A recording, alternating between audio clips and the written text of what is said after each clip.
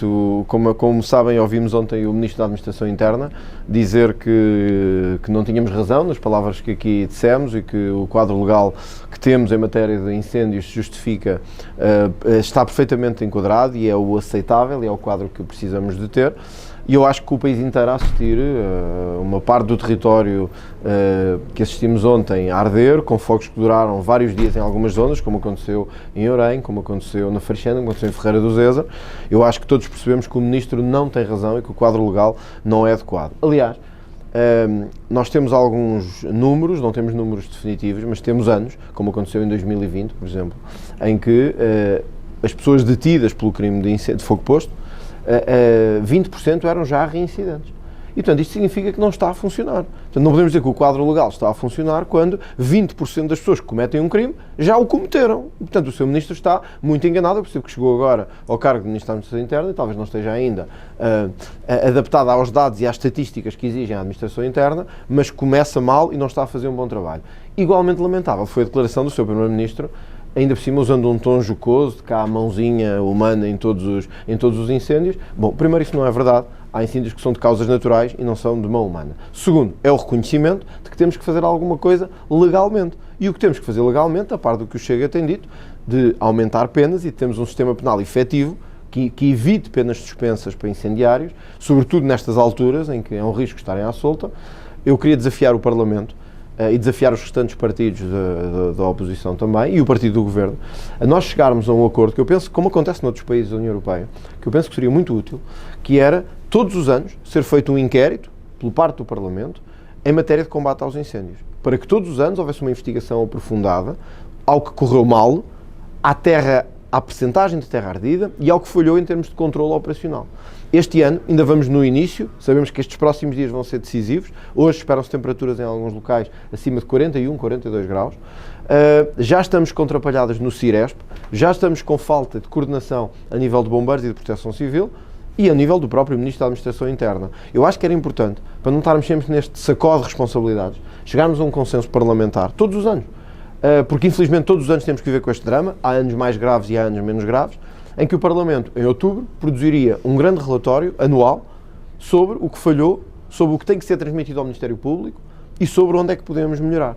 E eu acho que isto era um desafio para todos, acho que era algo que podemos consensualizar no Parlamento e que o próprio Governo poderia ter interesse em trabalhar, para não andarmos todos os anos com novos processos de crimes, com novos processos de averiguações, com propostas de comissões de inquérito, pontualmente, quando acontece pedrógão ou quando acontece incêndios no Algarve ou na Guarda, e termos todos os anos o consenso de fazermos um grande inquérito parlamentar sobre estas matérias. Eu acho que isso era muito positivo e acho que levava o país em boa direção numa matéria tão sensível como esta. Como é que vê este caso, quer do Primeiro-Ministro, quer do Presidente da República, de terem cancelado viagens, alegando que o país ia enfrentar uma situação muito difícil? Bom, em relação ao cancelamento das viagens em si, elas são simbólicas do ponto de vista político. Se me pergunta se eu faria o mesmo se estivesse na posição de Presidente da República ou de Primeiro-Ministro, faria também, porque entendo que os líderes devem estar junto das pessoas e do seu país quando o país enfrenta problemas. Agora,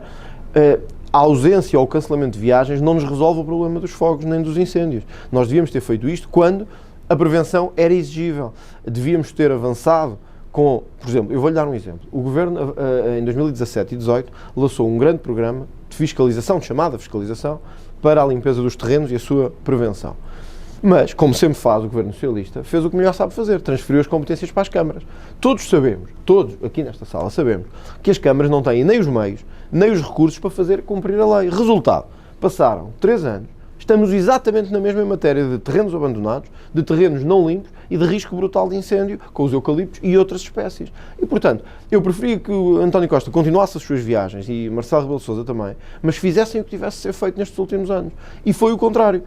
Não fizeram e agora cancelam as viagens, mas vamos ser francos. Marcelo Rebelo de Sousa está no Palácio de Belém ou estar em Moçambique, para nós, não nos resolve o problema dos incêndios. O que resolvia era terem feito alguma coisa. E não fizeram. E este é um exemplo do que não fizeram. Por isso, reitero aquilo que me parece importante. E que acho que todos os partidos podem apoiar, não é por ser uma proposta do Chega que tem que merecer veto.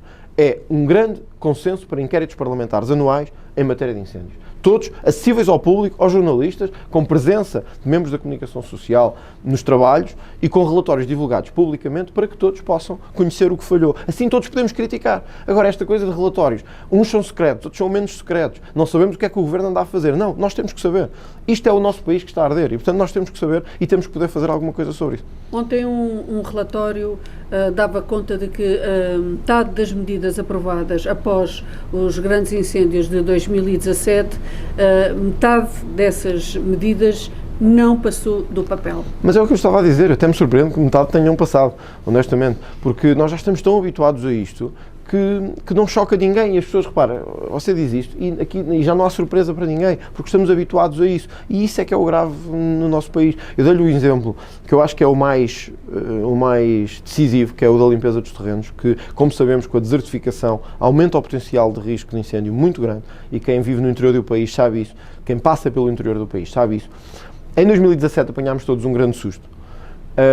Famílias destruídas, dezenas de vítimas mortais, e aparentemente não aprendemos nada. E agora vem o Ministro da Administração Interna dizer-nos: bom, podemos ter aqui uma conjugação de fatores iguais aos de Pedrógão. Então, mas agora é que se lembrou disso? Agora que estão 40 graus é que nos lembramos disso?